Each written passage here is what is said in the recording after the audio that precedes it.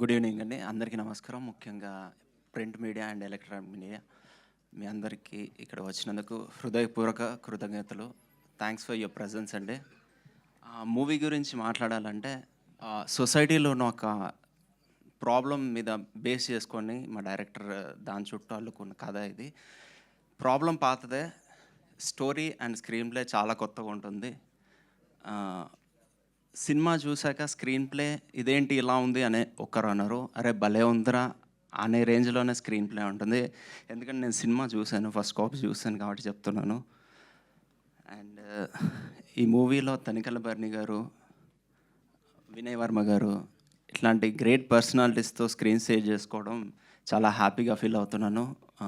And తాగబోతు Ramesh అన్న, Venky monkey గారు and సత్యం రాజేష్ అన్న, థ్యాంక్ యూ.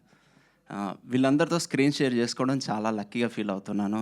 ఇలాంటి ఆపర్చునిటీ వచ్చినందుకు ఐఎమ్ ఫీలింగ్ గ్రేట్.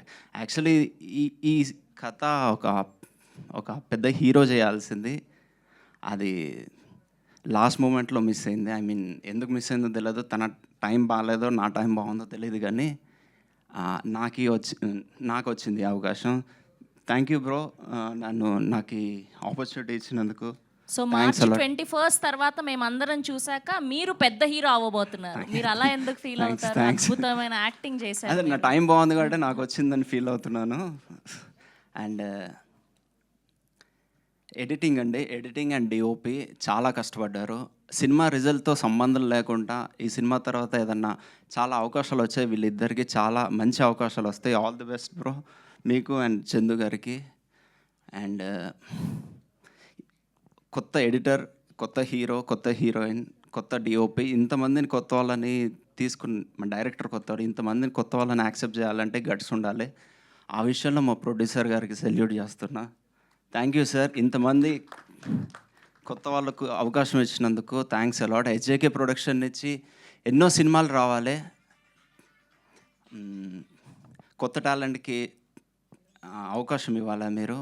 అండ్ ఈ సినిమా బ్లాక్ బస్టర్ అయ్యి చాలా పెద్ద హిట్ అయ్యి మా ప్రొడ్యూసర్ గారికి చాలా డబ్బులు రావాలి. ఆ డబ్బులతో ఇంకా కొత్త వాళ్ళకి అవకాశాలు ఇవ్వాలని కోరుకుంటున్నాను. Last but the not least మా డైరెక్టర్ గారు.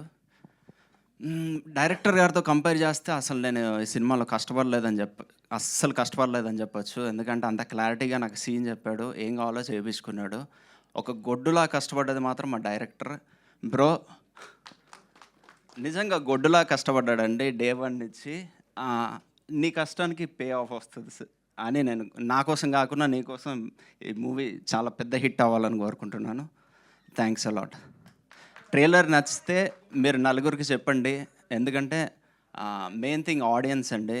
ఆడియన్స్కి మా సినిమా రీచ్ అవ్వాలంటే మీడియా మీరే, మీ సపోర్ట్ లేకుంటే అది పాసిబిలిటీ అవ్వదు. సో ప్లీజ్ మా సినిమాని ఆడియన్స్ దగ్గర తీసుకెళ్తారని నమ్ముతూ థ్యాంక్స్ అలాట్. Thank you. డైలాగా ఏ సినిమాది చూద్దాం నెక్స్ట్. ఈ సినిమాలో డైలాగ్ ఏ సినిమాలోది కాదు, ఆర్టిస్ట్ సినిమాలో డైలాగ్. ట్రైలర్లో అన్ని అద్భుతమైన డైలాగులు చెప్పారు. Most dedicated, hard core, most passionate artist. Okay, యూత్కి అందరు కనెక్ట్ అయ్యాడు. దాదాపు అందరూ ఇలాంటి క్వశ్చన్స్ వస్తాయి, మీకు ఫేస్ చేసే ఉంటారు. ఆ డైలాగ్ చెప్తాను. నా పైసలతో తాగుతున్నా, నీ పైసలతో తాగుతున్నా, నీకేం వస్తుంది రా లంజోడక. Thank you. అండ్ ముఖ్యంగా మా సురేష్ బొబ్బిలి గారు అండి. మా సినిమాకి మెయిన్ అసెట్ ఏదన్నా ఉందంటే సురేష్ బొబ్బిలి గారు. సినిమా నుంచి ఆడియన్స్ బయటకు వచ్చాక ఒక మాట మాట్లాడతారండి ఖచ్చితంగా, ఆర్ఆర్ గుద్దబలిపోయింది. Thank you.